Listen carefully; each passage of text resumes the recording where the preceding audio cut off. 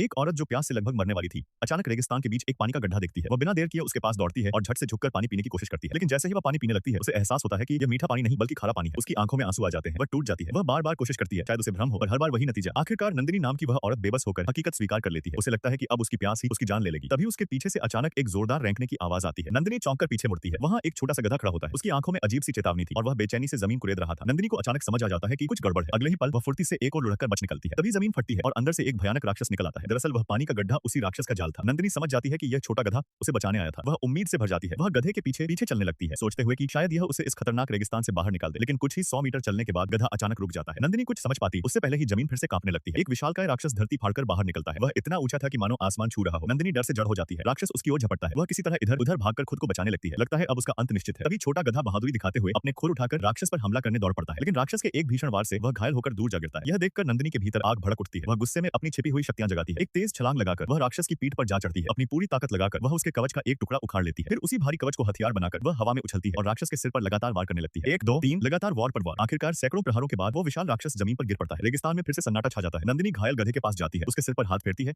और कहती है, तू सिर्फ एक जानवर नहीं, मेरा रक्षक है। उस दिन के बाद नंदिनी और वह बहादुर गधा साथ साथ नई उम्मीद की तलाश में आगे बढ़ जाते हैं।